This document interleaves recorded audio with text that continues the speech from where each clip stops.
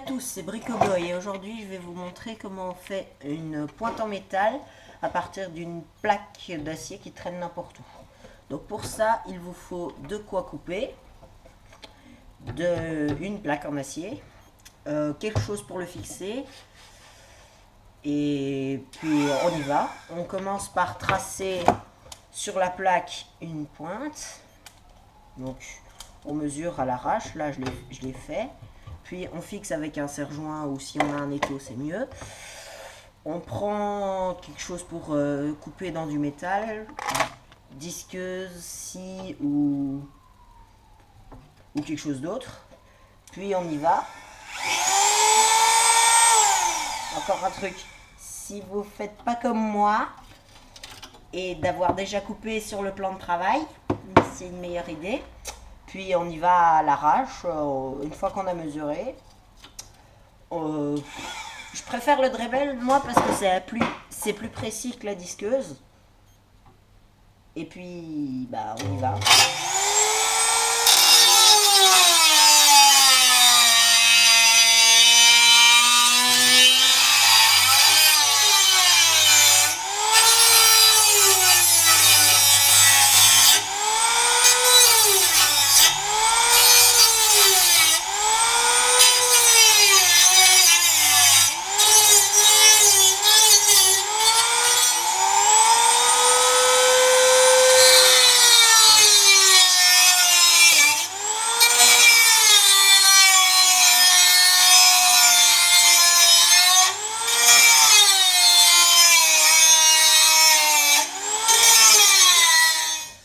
Et donc maintenant qu'on a fait ça avec la disqueuse, on change d'embout et on prend un embout pour rappeler un peu, enlever les bavures.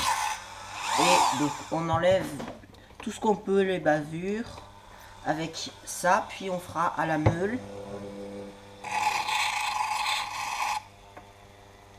Aussi, pas aller trop vite avec les mauvais embouts. Si on va trop vite avec un embout, ça peut le foutre en l'air. Celui-ci, ici, on voit que j'ai été trop vite avec. Donc, il y a tous les espaces qui se sont comblés.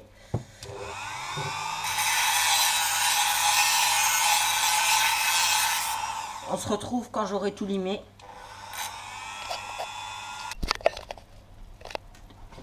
Et donc maintenant, quand on a fait ça, ça donne des côtés un peu plus propres et nets. Donc on va faire ça à la meule, qui est un outil assez pratique. Mais là, il faut faire gaffe avec les lanières. Si elles se prennent dedans, vous êtes mort. Parce que ça tourne vite et quand ça tourne, la lanière se prend dessus. Elle tourne et je vous laisse imaginer la suite. Donc, on fait tourner la meule. Et là, ce qu'on doit avoir, c'est un renfoncement ici pour le manche. Et après, on taillera les côtés pour qu'ils soient plus coupants.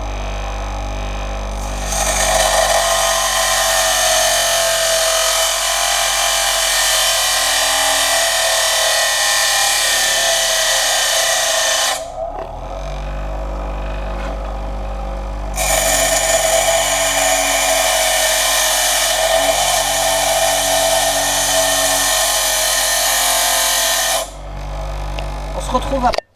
Encore un truc, faut faire gaffe avec la meule parce que quand la pièce vous l'avez bien mangée, c'est extrêmement chaud. Donc une fois qu'on a fait ça, il y a de nouveau des bavures, on enlève les bavures.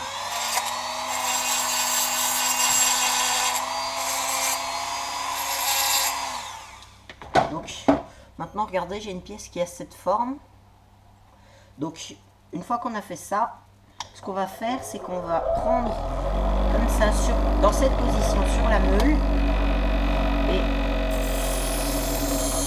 on va faire glisser tout doucement et ça donne des côtés vraiment bien nets.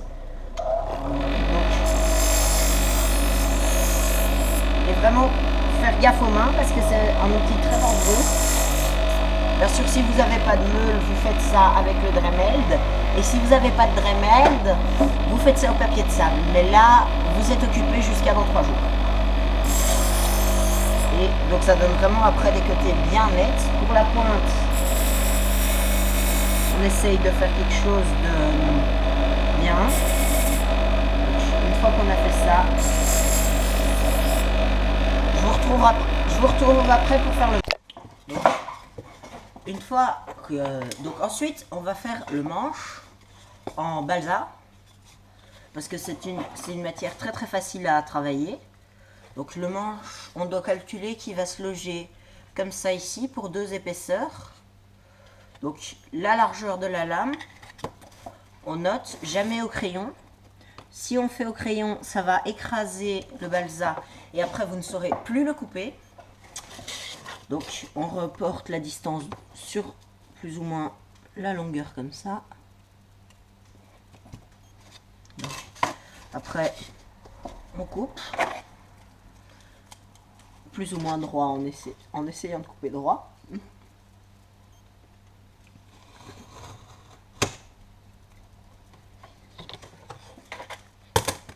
Si ça fait ça, ça veut dire que bah, vous êtes dans le mètre. Et ça, c'est pas bon. Donc, je coupe.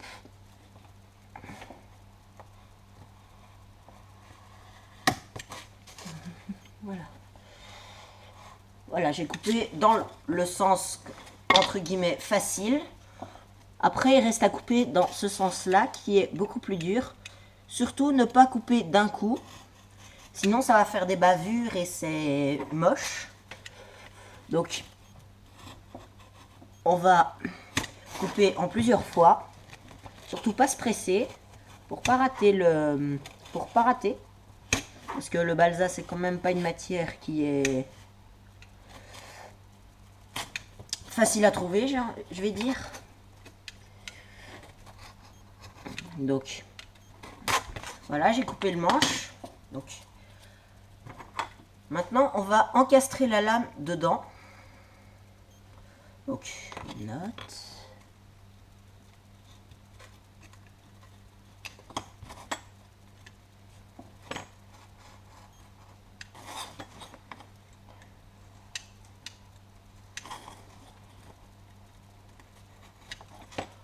Donc, ça donne ça, la marque. Donc, on va couper comme ça. Faire très très attention à vos doigts. Je le dis, je le dis et je me fais mal.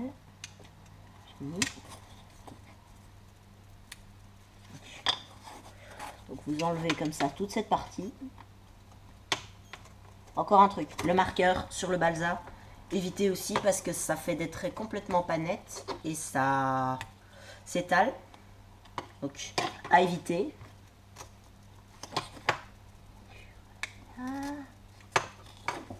Voilà.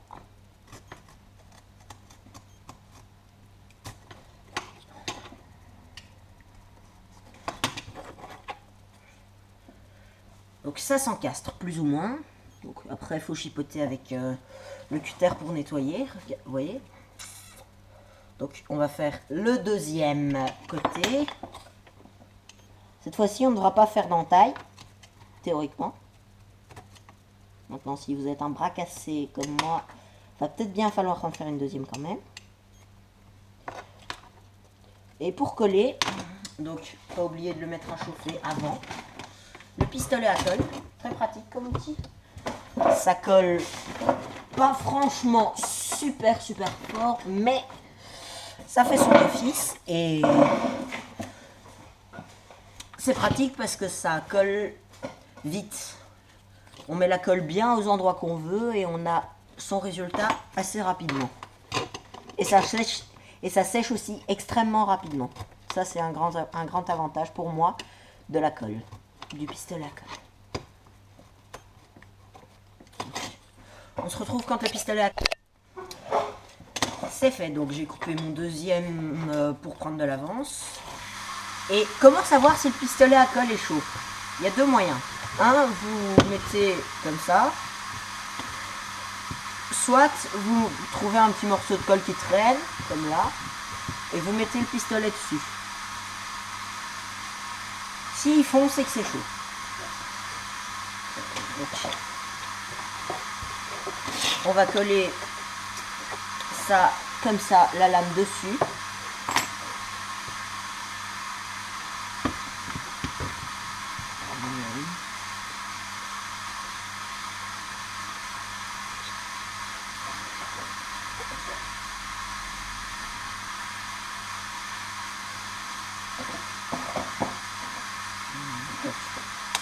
La colle, ça durcit. Au bout de 30 secondes, elle est prise. Et au bout de 5 minutes, elle est complètement solide. Ça sert à rien d'attendre plus que 10 minutes. Là.